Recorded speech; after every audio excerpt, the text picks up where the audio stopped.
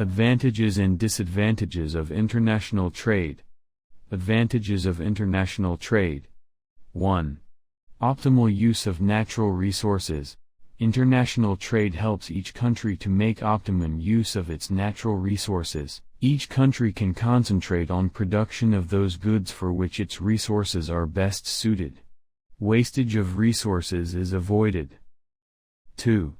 Availability of all types of goods. It enables a country to obtain goods which it cannot produce or which it is not producing due to higher costs, by importing from other countries at lower costs.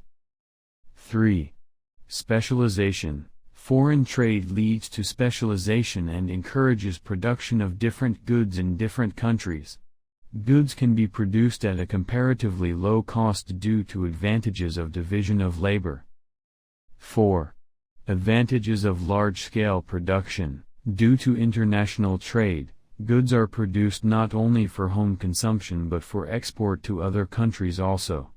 Nations of the world can dispose of goods which they have in surplus in the international markets. This leads to production at large scale, and the advantages of large-scale production can be obtained by all the countries of the world.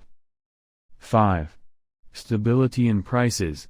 International trade irons out wild fluctuations in prices. It equalizes the prices of goods throughout the world, ignoring cost of transportation, etc. 6. Exchange of technical know-how and establishment of new industries. Underdeveloped countries can establish and develop new industries with the machinery, equipment and technical know-how imported from developed countries. This helps in the development of these countries and the economy of the world at large. 7. Increase in efficiency. Due to international competition, the producers in a country attempt to produce better quality goods and at the minimum possible cost. This increases the efficiency and benefits to the consumers all over the world. 8. Development of the means of transport and communication. International trade requires the best means of transport and communication. For the advantages of international trade, development in the means of transport and communication is also made possible. 9. International cooperation and understanding. The people of different countries come in contact with each other. Commercial intercourse amongst nations of the world encourages exchange of ideas and culture. It creates cooperation, understanding, cordial relations amongst various nations. 10. Ability to face natural calamities. Natural calamities such as drought, floods, famine, earthquake etc., affect the production of a country adversely. Deficiency in the supply of goods at the time of such natural calamities can be met by imports from other countries. 11. Other advantages. International trade helps in many other ways, such as benefits to consumers, international peace and better standard of living. Disadvantages of international trade. Though foreign trade has many advantages, its dangers or disadvantages should not be ignored. 1. Impediment in the development of home industries. International trade has an adverse effect on the development of home industries. It poses a threat to the survival of infant industries at home. Due to foreign competition and unrestricted imports, the upcoming industries in the country may collapse. 2. Economic dependence. The underdeveloped countries have to depend upon the developed ones for their economic development. Such reliance often leads to economic exploitation.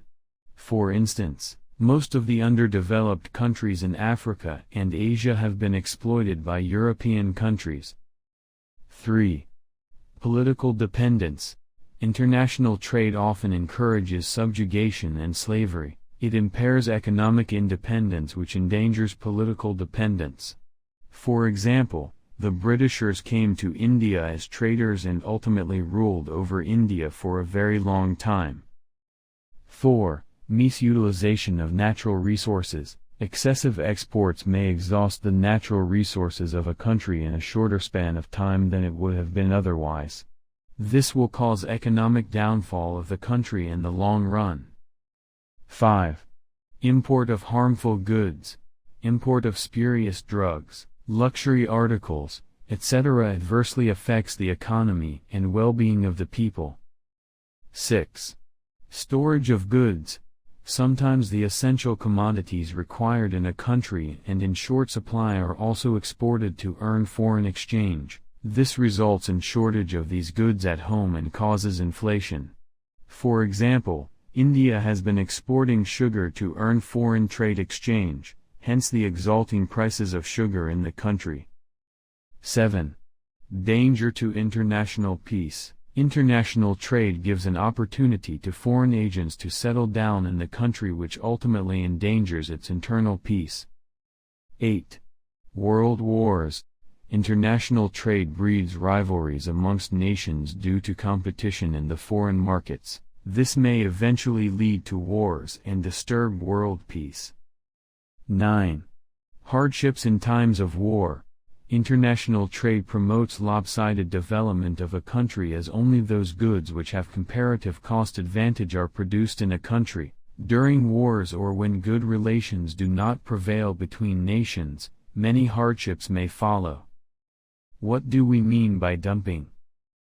Dumping is a practice in international trade that takes place with importing and exporting goods. It occurs when an exporter exports or sells goods to another nation at a price that is lower than the selling price of those goods in his domestic market. The practice is named so because the exporter dumps the products in the importing nation. Dumping usually involves the trade of huge quantities of goods with a view to capturing the foreign market. As with every strategy, dumping also has its share of advantages and disadvantages in international trade, and it may be beneficial for some and harmful for others. While dumping goods in other nations, exporters may sell at a price that is even lower than their cost. The government may also provide subsidies and financial assistance for some years to destroy the competition in the foreign markets, or for pushing the exports from the company to improve the trade balance. Since dumping happens in bulk quantities, the idea is to keep the factories running at their full capacity all year round. This will help the manufacturer to reap the benefits of economies of scale and scope. Labor will also become specialized in their respective fields of work, resulting in higher productivity. And thus, the cycle goes on with all-around improvement in cost, efficiency, and capturing to new markets. The importing nations will be flooded with lower-priced goods than what they can produce themselves. The local competition or the producers will have to shut their production and exit the market. The country will soon become dependent on the dumping country or the exporter for their total needs of those products or product lines. Then the exporter can raise the prices gradually and start making profits from those markets. International trade allows countries to expand their markets and access goods and services that otherwise may not have been available domestically. As a result of international trade, the market is more competitive. This ultimately results in more competitive pricing and brings a cheaper product home to the consumer. Motives. Comparative advantage. For example, England and Portugal have historically been used, as far back as in Adam Smith's The Wealth of Nations, to illustrate how two countries can mutually benefit by specializing and trading according to their own comparative advantages. 1. In such examples, Portugal is said to have plentiful vineyards and can make wine at a low cost, while England is able to more cheaply manufacture cloth given its pastures are full of sheep. 2. According to the theory of comparative advantage, each country would eventually recognize these facts, and stop attempting to make the product that was more costly to generate domestically in favor of engaging in trade. Indeed, over time, England would likely stop producing wine, and Portugal stop manufacturing cloth. Both countries would realize that it was to their advantage to redirect their efforts at producing what they were relatively better at domestically and, instead, to trade with each other in order to acquire the other. These two countries realized that they could produce more by focusing on those products for which they have a comparative advantage. In such a case, the Portuguese would begin to produce only wine, and the English only cotton.